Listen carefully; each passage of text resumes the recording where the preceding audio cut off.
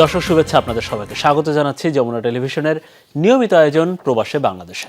বিশ্বের বিভিন্ন প্রান্তে থাকা প্রবাসীদের খবরাখবর নিয়ে আপনাদের সাথে আছি আমি মনিরুল ইসলাম। টানা চতুর্থবারের মতো নির্বাচিত হয়ে সরকার গঠন করেছে আওয়ামী লীগ। শেখ হাসিনা সরকারের কাছে মালয়েশিয়া প্রবাসী বাংলাদেশিদের প্রত্যাশাও কম নয়। দ্বিপাক্ষিক আলোচনার মাধ্যমে ভিসা জটিলতার নিরসন, কাজের সুযোগ সৃষ্টির আহ্বান জানান তারা। এছাড়া দেশে ফিরলে বিমানবন্দরে হয়রানি বন্ধের দাবি জানান প্রবাসীরা। দেশের বাইরে কেউ অসুস্থ হলে কিংবা মারা গেলে দূতাবাসের মাধ্যমে সহায়তার দাবি জানানো হয়। মালয়েশিয়া থেকে আমাদের সহকর্মী আহমদুল কবিরের পাঠানো একটি প্রতিবেদন দেখেন। টানা চতুর্থবারের মতো ভোটে জয় পেয়ে ক্ষমতায় আওয়ামী লীগ। দেশের কল্যাণে নেওয়া হচ্ছে নানা পরিকল্পনা। নতুন উদ্যমে নতুন আঙ্গিকে চলছে সরকারের বিভিন্ন প্রকল্পের কাজ। অভিবাসীরা চাইছেন আগের তুলনায় আরও প্রবাসী বান্ধব হবে নতুন সরকার। তাদের সুযোগ সুবিধা বাড়াতে হাতে নেওয়া হবে নতুন প্রকল্প, রাখা হবে নতুন নতুন স্কিম। বর্তমান সরকারের কাছে প্রবাসীদের আবেদন দুর্নীতিমুক্ত প্রশাসন, যাত্রীবান্ধব বিমানবন্দর সহ প্রবাসে আইনি জটিলতার সহজ সমাধান। পাসপোর্ট জটিলতা সহ যাবতীয় সমস্যা আমলে নিয়ে দ্রুত সমাধানের দাবি জানান তারা। প্রবাসে কেউ মারা গেলে পরিবারের কাছে মরদেহ পৌঁছাতে সহযোগিতা চান রেমিটেন্স যোদ্ধারা। আমাদের এমবিসিগুলো থেকে যেন আমাদের পাসপোর্ট পাওয়াটা অনেক সহজ করে দেয়, আমাদের এয়ারপোর্টগুলোতে যেন প্রবাসীদের উপর হয়রানিটা কমানো হয়। আমাদের অনেক হয়রানি হতে হয় ইম্পোর্ট করার জন্য। চট্টগ্রামে আমাদের একটা কন্টেনার আসতে এত সময় লাগে, আমরা মাল জমা দেওয়ার পর এটা ইম্পোর্ট করার পরে আসতে 3 মাস লাগে। এই ব্যাপারে যথাযথ ব্যবস্থা নেওয়া। রেমিটেন্সের ওপর আরও 2.5% প্রণোদনা চান প্রবাসীরা। তাদের প্রত্যাশা, প্রবাসী সন্তানদের জন্য প্রদান করা হবে বিশেষ শিক্ষাবৃত্তি। মালয়েশিয়া একটি শ্রমিক নির্ভর দেশ, এখানে শ্রমিকের অনেক সমস্যা আছে। একটা কর্মীও সমস্যায় না থাকে, তাদেরকে যেন সঠিকভাবে পরিচর্যা করা হয়, সেই আশা প্রত্যাশা আমি রাখি। আমার প্রবাসীদের প্রত্যাশা যেন নতুন সরকার আমাদের প্রবাসীদেরকে বিনিয়োগ করার সুযোগ করে দেন।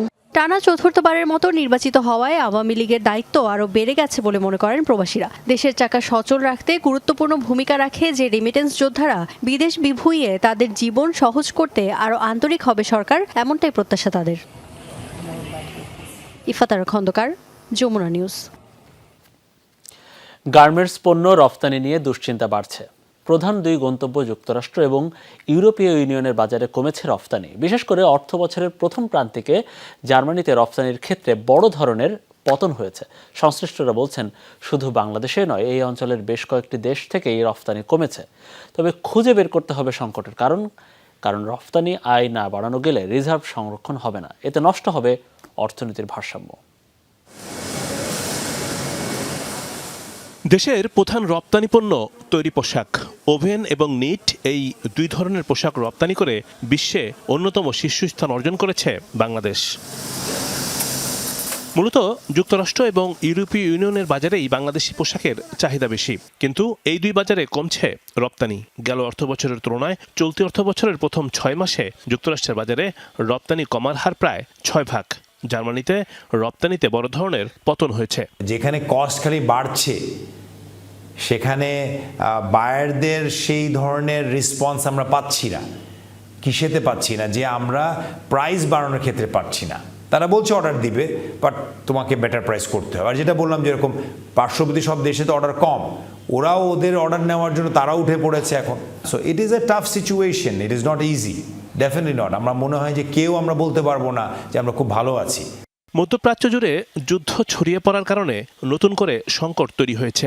লোহিত সাগর দিয়ে পণ্যবাহী জাহাজ চলাচল না করায় খরচ ও সময় দুইই বেশি লাগছে। বলা হচ্ছে, যুদ্ধ বন্ধ না হওয়া পর্যন্ত তৈরি পোশাক রপ্তানি স্থিতিশীল হবে না। সংকট কাটিয়ে উঠতে কৌশল বের করতে হবে। নেক্সট 1 ইয়ারের জন্য একটা ব্রিজ ফাইন্যান্সিং এর আমাদের দরকার আছে, বা এক ধরনের ইন্টারেস্ট রেট, মানে লো ইন্টারেস্ট রেটের একটা সাপোর্ট দরকার আছে জাস্ট আমাদের সেক্টরের জন্য। কেন? বিকজ এই যে ফাইন্যান্সিয়াল কস্টটা, এই যে বার্ডেনটা, এটাকে আমাদের যদি 1 বছর টাইম পাই, তাহলে কিন্তু এর ভিতরে আমরা কিন্তু বায়ারদের থেকে আবার নেগোশিয়েট করে বেটার প্রাইস নিয়ে আমরা কিন্তু মেবি আমরা ফেরত আসতে পারবো না বেটার ওয়ে। বিশ্বব্যাপী বেড়েছে মূল্যস্ফীতি, এতে করে নিত্যপণ্য ও জ্বালানি ছাড়া অন্য পণ্য কেনা কমিয়ে দেয় ভোক্তা। এর ফলে পোশাক রপ্তানির আদেশ কমতে থাকে। তবে বিভিন্ন পদক্ষেপের মাধ্যমে মূল্যস্ফীতি সহনীয় পর্যায়ে নিয়ে এসেছে পোশাক আমদানিকারক দেশগুলো। কেটে যেতে পারে সংকট। ইউরোপের অভ্যন্তরীণ চাহিদার ক্ষেত্রে এক ধরনের স্রোত প্রবৃদ্ধি বা স্কুইজ প্রবৃদ্ধি দেখতে পাচ্ছি আমরা, ফলে তার একটা অভিঘাত পড়ছে আমাদের পণ্য রপ্তানির ক্ষেত্রে।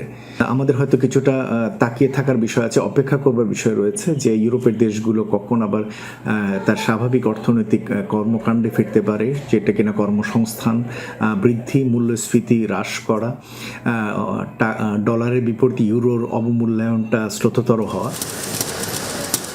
বলা হচ্ছে রপ্তানিকারক দেশগুলোর মধ্যে নিবিড়ভাবে কাজ করতে হবে। এক্ষেত্রে কর্মক্ষেত্রে নিরাপত্তা নিশ্চিত করে পোশাকের দাম বৃদ্ধি করা সম্ভব। রিমন রহমান, যমুনা নিউজ, ঢাকা। ইতালিতে আয়োজিত হয়েছে প্রবাসীদের বনভোজন। ভেনিস বাংলাদেশ প্রেস ক্লাব ইতালির উদ্যোগে আয়োজন করা হয় এটা। সংগঠনের সদস্য ও তাদের পরিবার সহ ভেনিসে বসবাসরত শতাধিক প্রবাসী ভ্রমণ করেন ইতালির বিখ্যাত তুষার পর্বত। খেলাধুলা ও গল্প গানে মুখর হয়ে ওঠে ইতালির পর্যটন এলাকা সান মার্তিনো দি কাস্টোরাসো। দেশীয় সংস্কৃতি আর ঐতিহ্যবাহী নানা আয়োজনে সম্পন্ন হয় প্রবাসীদের বনভোজন। সবশেষে খেলাধুলা, র্যাফেল ড্র সহ বিভিন্ন ক্যাটাগরিতে বিজয়ীদের হাতে তুলে দেওয়া হয় পুরস্কার। এ সময় উপস্থিত ছিলেন Mashiur Rahman, Venice Bangladesh press club ইতালির সভাপতি SK MD জাকির হোসেন সুমন, সাধারণ সম্পাদক মোহাম্মদুল্লাহ সোহেল সহ অন্যান্যরা। সবাই তুষার ভ্রমণে আসছি, অনেক সুন্দর জায়গা, সবাই অনেক ভালো লাগছে, বাচ্চারাও খেলা করতেছে, খুবই এনজয় করছি। আমরা ভবিষ্যতে এই ধরনের আরো আয়োজন করব যাতে সবাই একটু বিনোদন পায়। পরিবারদেরকে নিয়ে আসতে পেরে আমরা খুবই আনন্দিত। ভেনিস বাংলাদেশ প্রেস ক্লাবের আয়োজনের এই তুষার ভ্রমণে সকলকে আনন্দ দিতে পেরে নিজের থেকে খুব ভালো লাগছে। আবারও বিশ্বের সবচেয়ে শক্তিশালী মুদ্রার তালিকায় শীর্ষে কুয়েতি মুদ্রা দিনার। সম্প্রতি শক্তিশালী 180 মুদ্রার তালিকা প্রকাশ করেছে যুক্তরাষ্ট্রের বিজনেস ম্যাগাজিন ফোর্বস। প্রকাশিত সেই তালিকার প্রথম 4টি স্থানই মধ্যপ্রাচ্যের দখলে। দ্বিতীয় স্থানে রয়েছে বাহরাইনি দিনার, তৃতীয় স্থানে ওমানের রিয়াল এবং চতুর্থ জর্ডানি দিনার। বিশ্ব দাপিয়ে বেড়ানো মার্কিন ডলারের স্থান হয়েছে তালিকার 10 নম্বরে। এক কুয়েতি দিনার কিনতে গুনতে হয় প্রায় 3.5 মার্কিন ডলার। শীর্ষস্থানীয় এই মুদ্রার বিপরীতে বাংলাদেশি মুদ্রায় গুনতে হয় 400 টাকা। কুয়েতি দিনারের এই অর্জনে উচ্ছ্বসিত দেশটিতে বসবাসরত বাংলাদেশি প্রবাসীরা। কুয়েতের মুদ্রা বিশ্বের সবচাইতে দামি মুদ্রা। তো আজকে আমরা আলমুল্লাহ এক্সচেঞ্জ কোম্পানির থেকে দিনারের বিপরীতে 400 টাকা দিচ্ছি। এক দিনার সমান 400 টাকা। তা আমরা সবাই খুশি আছি।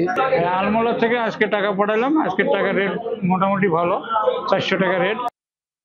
মিয়ানমার রাখাইনে সেনাবাহিনীর সাথে তুমুল লড়াই চলছে বিদ্রোহীদের। হতাহতের খবরও শোনা গেছে। সশস্ত্র গোষ্ঠীগুলোর একজোট হয়ে এই হামলা চালানো মোকাবেলায় হিমশিম খাচ্ছে ক্ষমতাসীন জান্তা। একের পর এক শহরের নিয়ন্ত্রণ হারিয়ে কোণঠাসা সেনারা। প্রতিবেশী ভারত ও চীনে পালিয়ে যাওয়ার ঘটনা ঘটছে বেশ কিছুদিন ধরেই। দেশটিতে 7 দশকের বেশি সময় ধরে অভ্যন্তরীণ সংঘাত চললে এমন দিশেহারা পরিস্থিতিতে আগে দেখা যায়নি সেনাবাহিনীকে। বিদ্রোহীদের সাথে সেনাবাহিনীর সংঘাতের রণক্ষেত্র মিয়ানমারের রাখাইন। সশস্ত্র গোষ্ঠীগুলোকে দমনে স্থল অভিযানের পাশাপাশি চলছে বিমান হামলা। রামরি, বুচিরং সহ বিভিন্ন এলাকায় দুপক্ষের মধ্যে চলছে তুমুল সংঘর্ষ। বেশ কিছুদিন ধরেই মিয়ানমারের বিদ্রোহীদের হামলায় অনেকটা টালমাটাল পরিস্থিতিতে সেনাবাহিনী। একের পর এক এলাকার নিয়ন্ত্রণ নিচ্ছে সশস্ত্র গোষ্ঠীগুলোর জোট। 2 মাসের বেশি সময় ধরে সংঘর্ষের পর শুক্রবার গুরুত্বপূর্ণ বন্দরনগরী পাউকতাওয়ের দখল নেয় তারা। গত কয়েক মাসে সারা দেশে অন্তত 33টি শহর ও 4 শতাধিক সীমান্ত চৌকির দখল নিয়েছে বিদ্রোহীরা। নিয়ন্ত্রণে নিয়েছে অন্যতম ঘাঁটি শান রাজ্যের বিশাল এলাকা। চলতি মাসের শুরুতেই রাজ্যটির হোপাং শহরে প্রশাসনিক ব্যবস্থাও চালু করেছে সশস্ত্র জোট। গুলি করে সামরিক বাহিনীর হেলিকপ্টার ও যুদ্ধবিমান ভূপাতিতের দাবিও করেছে তারা। বলা যায় মিয়ানমারের সেনা শাসনের ইতিহাসে এমন চ্যালেঞ্জের মুখে আর পড়তে হয়নি জান্তাকে। মূলত পিপল ডিফেন্স ফোর্স গঠনের কারণেই তৈরি হয় এমন নজিরবিহীন পরিস্থিতি, যেখানে বিদ্রোহীদের নেতৃত্বে প্রশিক্ষণ নিয়ে সেনা বিরোধী লড়াইয়ে অংশ নেয় জনসাধারণও। সীমান্তবর্তী অনেক চৌকিও সেনাবাহিনীর হাতছাড়া হয়ে গেছে। বাংলাদেশ মিয়ানমার সীমান্তের অনেক এলাকায় এখন আরাকান আর্মির নিয়ন্ত্রণে। বিদ্রোহী গোষ্ঠীর হামলার মুখে শান, চীন, সাকাই, কিয়াং প্রদেশ সহ বিভিন্ন এলাকায় পিছু হটে চলেছে কোণঠাসা সেনারা। আত্মসমর্পণের পাশাপাশি প্রতিবেশী থাইল্যান্ড ও ভারতের মিজোরামেও পালিয়ে যায় বিপুল সংখ্যক সেনা।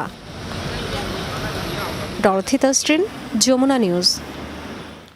কক্সবাজারের টেকনাফ সীমান্তের উপরে মিয়ানমারের আরাকান আর্মি ও মিয়ানমার সেনাবাহিনীর মধ্যে চলা গোলাগুলির সময় টেকনাফের হোয়াইকং এলাকায় আবারও বুলেট এসে পড়েছে। শনিবার 1 নম্বর ওয়ার্ডে সানজিদা বেগম জানিয়েছেন, সকাল থেকে ভারী গুলি বর্ষণের এই আওয়াজ আসছে। বিকেলে একটি গুলি তাদের বসত ঘরের দরজা ছিদ্র করে ভেতরে পড়ে, তবে এতে কেউ হতাহত হয়নি। বিজিবি বুলেটটি নিয়ে যায়।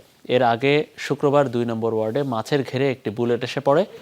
টেকনাফের উপজেলা নির্বাহী কর্মকর্তা মোহাম্মদ আদনান চৌধুরী জানিয়েছেন, বিজিবি বার্তা দিলে সীমান্ত এলাকা থেকে স্থানীয়দের সরিয়ে নেওয়া হবে।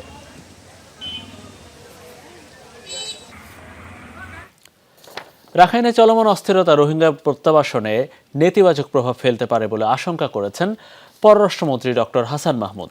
বাংলাদেশ সফররত ব্রিটিশ পার্লামেন্টের 4 সদস্যের সাথে বৈঠকের পর তিনি একথা বলেন। শনিবার রাষ্ট্রীয় অতিথি ভবন পদ্মায় সংসদীয় প্রতিনিধি দলের সাথে সাক্ষাৎ করেন ডক্টর হাসান মাহমুদ। এ সময় ব্রিটেনে বসবাসকারী বাংলাদেশিদের অবদানের কথা জানান প্রতিনিধি দলের সদস্যরা। বলেন, বাংলাদেশের উন্নয়নের অংশীদার হতে বিনিয়োগ বাড়াতে চান ব্রিটেনের ব্যবসায়ীরা। এ সময় রোহিঙ্গা সংকট সমাধানের প্রসঙ্গও তোলেন এমপিরা। পররাষ্ট্রমন্ত্রী ডক্টর হাসান মাহমুদ বলেন, মিয়ানমারে ফেরত পাঠানো ছাড়া অন্য কোনো সমাধান নেই রোহিঙ্গা সংকটের। রাখাইনে মিয়ানমার সেনাবাহিনীর সাথে বিদ্রোহীদের সংঘর্ষ প্রসঙ্গে মন্ত্রী বলেন, সেটা চিন্তার বিষয়।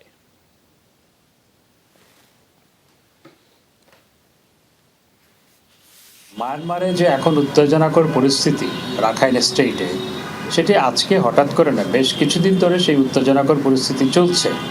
আমাদের সীমান্ত রক্ষীরা সেখানে অনেক আগে থেকেই সদা অ্যালার্ট আছে এবং সেখানে কিছুদিন পরপরে উত্তেজনাকর পরিস্থিতি তৈরি হয়, তবে বেশ কিছুদিন ধরে সেখানে উত্তেজনাকর পরিস্থিতি বিরাজ করছে। হ্যাঁ, এই উত্তেজনাকর পরিস্থিতি রোহিঙ্গাদের রিপ্যাট্রিয়েশনের ব্যাপারে সেটি একটি নেগেটিভ ইম্প্যাক্ট অবশ্যই আছে। শুরু থেকে ক্রেতা সংকট থাকলেও 1 সপ্তাহ পর জমে উঠেছে ঢাকা আন্তর্জাতিক বাণিজ্য মেলা। শীত উপেক্ষা করে মেলা প্রাঙ্গণে ক্রেতা দর্শনার্থীর ভিড়। এবছর দেশি পণ্যে বৈচিত্র্য থাকায় দ্বিগুণ রপ্তানি আদেশ পাওয়া যাবে, এমনটাই আশা করছেন আয়োজকরা।